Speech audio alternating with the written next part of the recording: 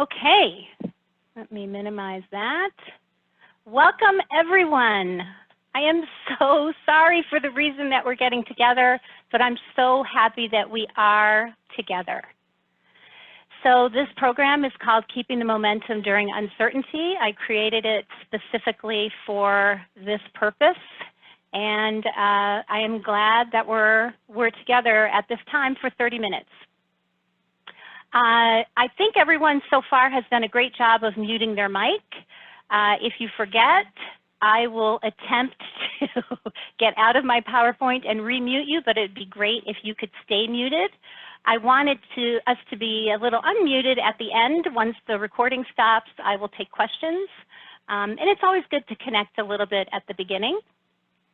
So that screen will show you how to do that. And then let's chat. So find your chat box and type in the chat box, letting me know where you're from. Oops, let me get back to my screen. Hello. So let's see if it'll let me see my chat.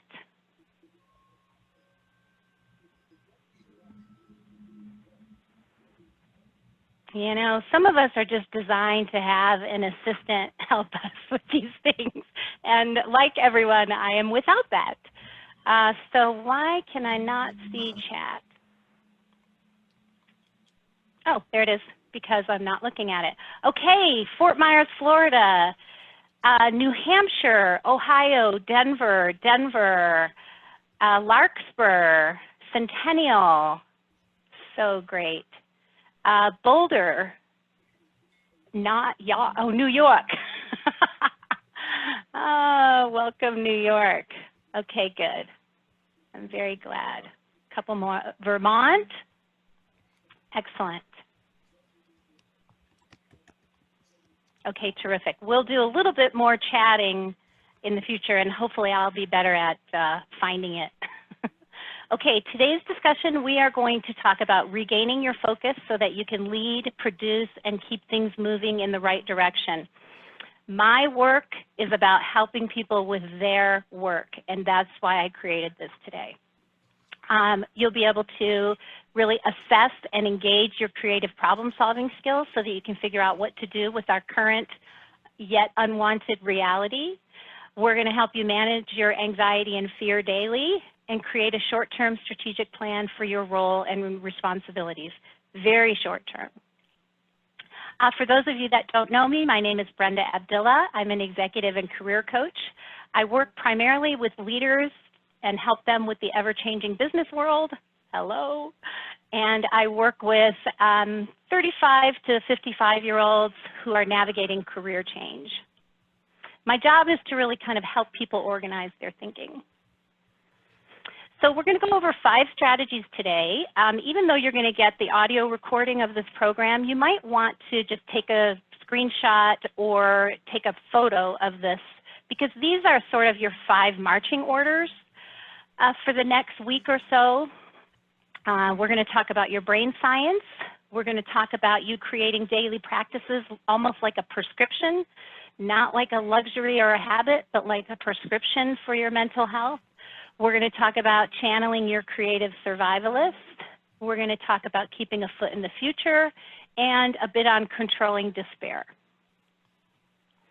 So the first strategy is to know your brain science. And the most important thing that you can know about yourself, thanks to all the neuroscience, is that when things are not normally functioning and you're doing great, like this guy, when things are just normal and you have creative thought and problem solving, your body takes 30% of your oxygen and it diverts it to the neocortex, so the executive functioning of your brain. Just think about that for a second. Of your whole body, it takes 30% of your oxygen from your lungs and diverts it to your ability to think and create. But guess what happens when we have worldwide uncertainty? We get triggered. And when we get triggered, the body automatically cuts off that oxygen and it sends it to the amygdala. It sends it to the flight or fright. We've always known about flight or fright, but we did not know at least I did not know, that 30% of our oxygen, when you are triggered, you can't think. To illustrate for you, I would like to share a personal story.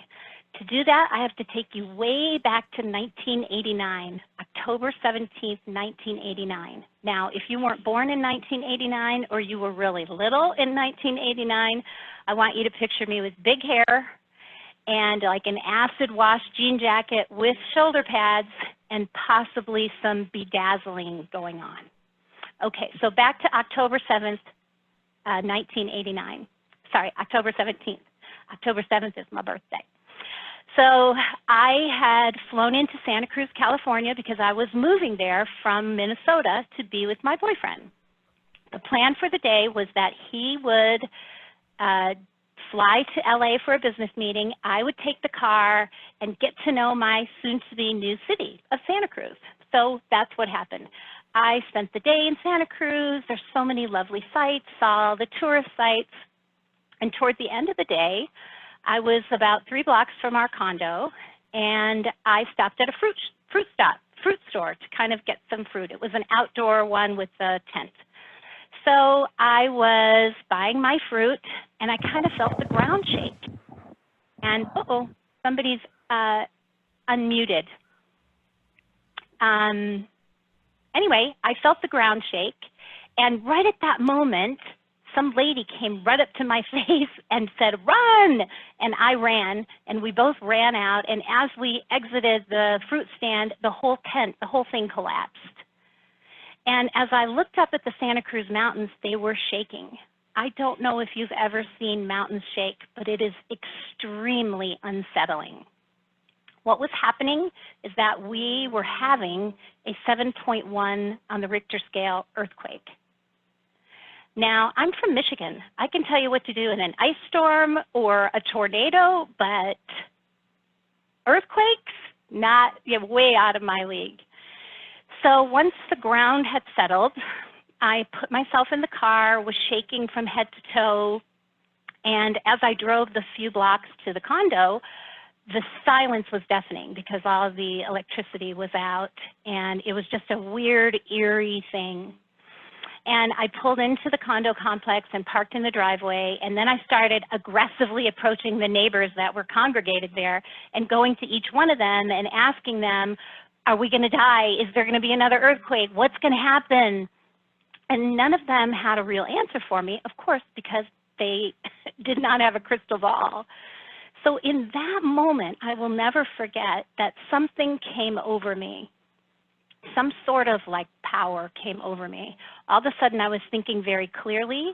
I remember thinking that I was totally on my own, and it was almost like a new set of eyes slipped in. And I marched up the stairs to the condo and assessed the damage, which was a lot. It did not seem like a safe place to stay. I got my credit cards and my cash and put them in my pocket. Smart girl, I got the Haagen-Dazs out of the freezer before it melted, and I grabbed half a bottle of wine and some blankets and decided I was going to stay in the car, that the car in the driveway was the safest place to be. So what happened to me in that moment was that I was triggered into survival brain. This is a beautiful part of our humanity, right? We are built to survive. The problem with survival brain is that it gets triggered. It can get triggered from a bad email, right? It can get triggered when you get fired from your job or laid off or furloughed, even though your life is not in danger. That's the quirky little thing about how our brains work. And so I tell you the story so that you have compassion, because I know you have compassion for 29-year-old Brenda, who was all by herself in Santa Cruz, trying to survive a deadly earthquake. So what I want you to think about is, let's say that on that day you popped in the car with 29-year-old Brenda, who was in total survival brain, and you asked her to address her team, to lead her team, to come up with strategies for her business, to reach out to her clients. Would she have been able to do it? No. Would you have thought she was lazy or procrastinating or stupid? Of course not. She was stress-brained. So what she didn't know which now we're going to work on together, is that there are strategies to kind of snap yourself out of that. And what's going on with us right now is that we're having this triggered state like 5 times a day. So the bottom line, before we move on, is that you have to get your stress in line before you make decisions and try to function, before you try to fix, and to be really compassionate with yourself if you find yourself throughout the day as you're watching the news or hearing things that you are kind of frozen in time, or that you find yourself you're just not motivated or you have foggy thinking. That is all about the triggered brain. So understanding your brain science is number 1. Number 2 is treat your daily practices like a prescription. So we're going to do an exercise together. Don't read the slide and get ahead of me because I want to explain it first, but you need a pen and paper for this exercise. And it's called positive aspects. It's something that I adapted from a very new agey type exercise. So what it is not an affirmation. Affirmations are great, but affirmations can register a little bit as a lie in the human brain. So an affirmation is when you say, when you feel really dumpy and ugly and you say to yourself, I feel pretty, I feel very handsome. That's an affirmation. Great for another time, not as helpful right now. Positive thinking. Americans love positive thinking. Positive thinking is when you just try not to think about what's going on and be positive. I know that you already know this is not effective. This is way too big to try to get yourself not to think about it. Gratitude is also a great strategy. I know many of you that work with me already have a daily gratitude practice. Keep that going, and then add this positive aspects exercise to that.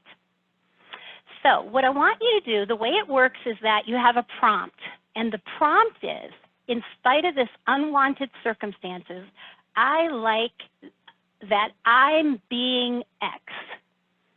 So start writing. You're going to think quickly and deeply, and I'll give you a few of mine. During this unwanted circumstance, I like that I can still be useful in my work to my clients, some of which who need me more than ever. In this unwanted circumstance, I like that I still have a sense of humor. In this unwanted circumstance, I like that I do get a little more time with my family. All right, so I'd like you to do at least 10, just bust them out, and you're going to get in the habit of doing this on a regular basis. And then I'd like you to go to the chat and type in one of your statements for us, and so that we can share that. Look at me, I know how to go to chat. While you guys are finding chat and typing one of your positive aspects, this is also very useful if you're worried about somebody. So let's say that you live in Ohio and your mother lives in Florida, and you are worried about your elderly mother. You can do positive aspects about her. I like that she is feisty and stubborn. I like that she has a neighbor who would look after her if it was an emergency. I like that the ambulance in her area is, checking on people. Whatever, you'll find something.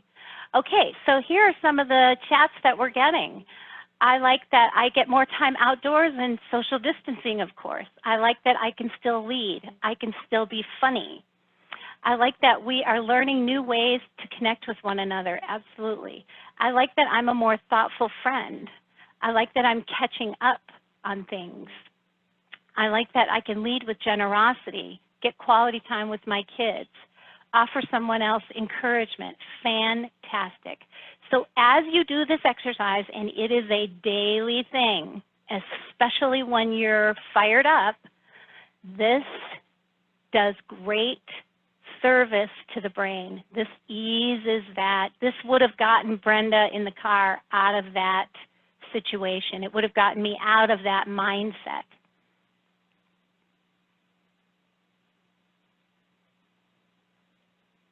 Okay, also part of your daily practice is to make a list of things that are within your control.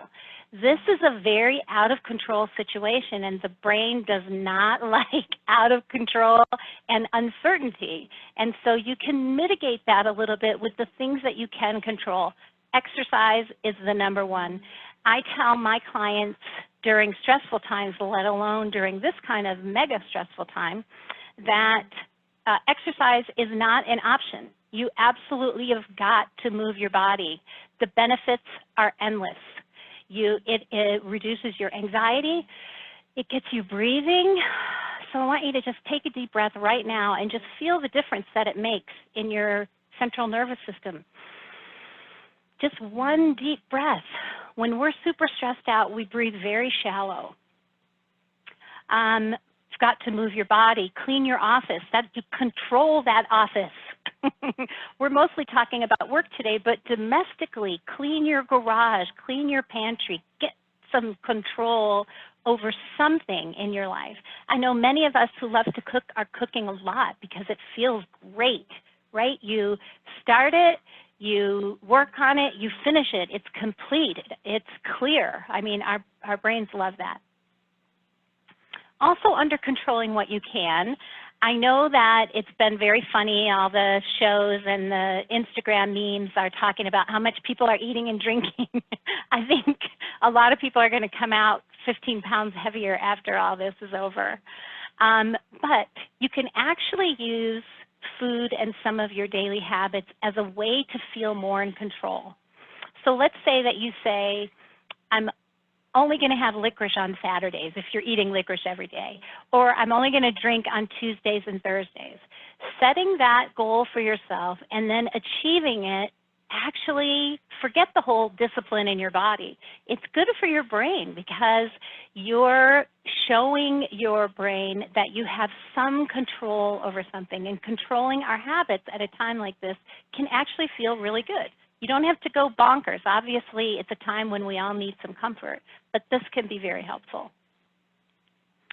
The third strategy is to channel your creative survivalist. I know that many of you have heard on Instagram or Facebook that Isaac Newton discovered the laws of motion and calculus when he was sequestered for the bubonic plague. Now, anyone who's taken calculus wishes that he would have never done that, but still, nonetheless. I was amazed to learn that Shakespeare wrote King Lear and Macbeth, and that the London Playhouse, here's a little compassion for the past, the London Playhouse, his workplace was closed for 78 months for the bubonic plague. So now I want you to start thinking about how you can be creative. Again, don't start the exercise until I explain it. But I want you to first do the easy part. I want you to list 5 things that you're going to do at work that you have simply not had time to do in the past. This could be cleaning out your inbox. This could be writing that web copy that you need to work on, fixing a system, fixing a project management issue. What are some things that you've always sort of wish you could get done but not gotten to? And I'm not implying that everyone has extra time, but everyone has this sort of pent-up energy and worry, and that can be channeled into accomplishment. And then not only do you get some stuff done, but you feel better. So take a minute and give us 5 things, and then pop one of them into chat for us.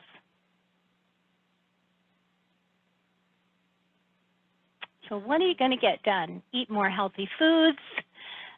Stay away from the quarantine 15. Think about what I have control and what, okay, these are good things. File emails. My thesis. Oh, refinish my cabinets. Wow, that's awesome. Outline my new book. Good job. Finish cabinets. Create an employee recognition program. I love it. Wouldn't it be great if something substantial came out of your specific work because of this thing that we don't want to happen? Learn to blog. Eat lunch with my kids. Finalize job descriptions. Fantastic. I love it. I love it. Make more videos. Learn how to be online. Cleaning my office. Do more drawing. I love it. I hope you will make these commitments to yourself. Okay, now we're going to switch gears and we're going to do the little bit of a harder thing. How can you be creative in this time? And I want to remind you that we humans are built for this. And so I want you to think about, in your business and work, what is needed that's different, and how can you provide that? Some of you are leading, and so I want you to think about what is needed with your team at this time that's different. So for example, while you're writing, restaurants who are down about 90%, which is just heartbreaking, are not down 100% because they've been doing to-go orders. And some clever, at least locally, our restaurants are selling cleaning products because they have a whole inventory of cleaning products that their customers want. I love that, so creative. I have a client who bought a brand new corporate office cleaning business about a year ago, right? So his business was thriving, and then this happened. Now he's cleaned all the offices, his team, but the offices are empty. They don't want to clean on top of clean. So he's going back to his clients and offering a service where they clean out the break room and the refrigerator and really deep clean to get ready for everyone to come back. That's creative. So think about how you can really activate your creative survivalist and take things into your own hands. It's not an easy task that I'm giving you, but it's an important one.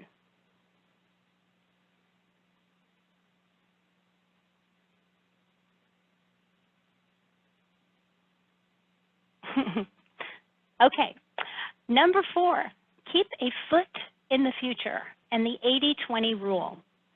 So normally, when we're operating and things are not in crisis, we spend about 80% of our time in the future. If you think about your work, 80% of your time is spent in the future and probably 20% in the present, in today, right? In the future, you're planning meetings, you're planning conferences, project management is completely future-oriented, right? So that's our normal status.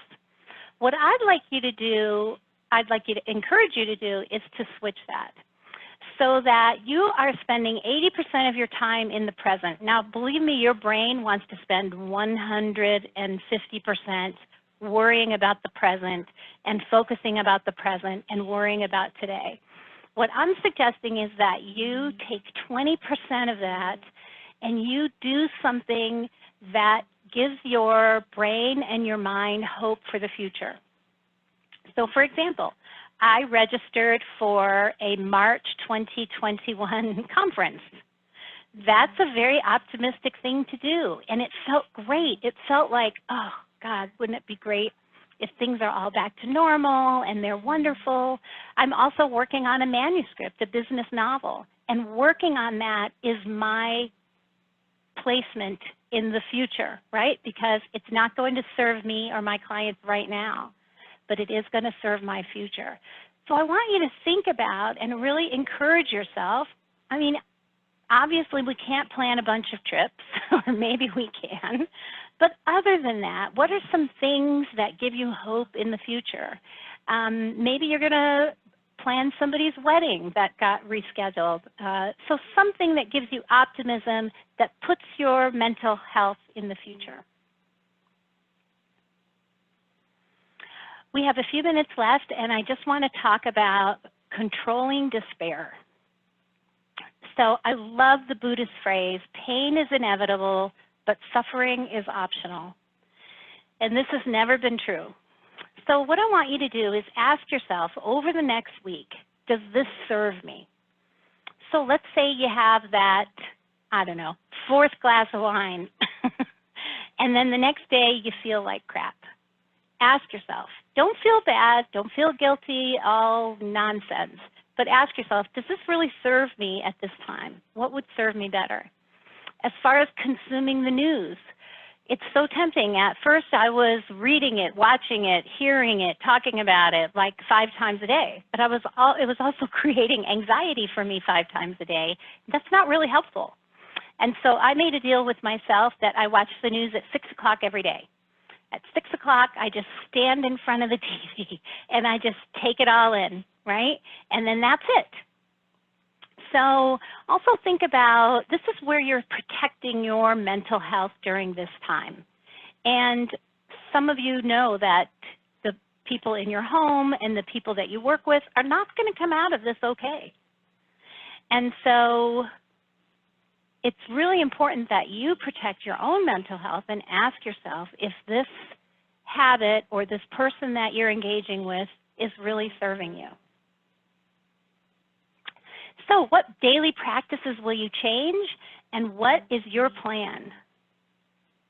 We have just a few minutes before I put up the last slide, and then I will stop the recording if I can, and I will take any questions that you have. But in the meantime, just pop into chat and tell me what you're going to work on. What are your habits? More meditation. I love it. Reach out for volunteer work. I've been thinking about the same thing. Set up a coffee and tea station in the office. I love it. Explore new ways to stay motivated in order to continue to be productive and connect with peers and super users. I love it. Very good. Wonderful. Expand in-person exercises to virtual exercises. I love that from one of our great trainers. Create and record a virtual keynote. Fantastic. What else? Let's see. Take time to write to everybody. More walks. Move my body. Write inspiring content. Yes. Write every day. Absolutely. And it is. I've never appreciated being outside more. Absolutely. Brain games. I love it. Great idea. Exercise with my daughter. Build new relationships. It has been wonderful to reach out to people. It feels really good to do it. Build relationships, connect with colleagues. So much about human connection, right? That's how we are wired, and we can do it even remotely. Thank you for that. That's terrific. Okay, so in a moment, I'm going to read you a Buddhist prayer. Trust me when I tell you, after 25 years of training and development, I have never read a prayer, but it's very short, 4 lines. Those of you that signed up for this are registered for the Coaching Minute. If you're watching it at a later date on YouTube, you can go to managementmomentum.net and get my weekly Coaching Minute. Next week, I have interviewed Dr. Carrie McCrudden, and she's going to talk to us for 8 minutes about anxiety, how to recognize it, and what to do about it. It's a big deal right now. Okay. May you be free from fear. May you be free from suffering. May you be happy. And may you be filled with loving kindness. That is a Buddhist prayer. That is my prayer for you.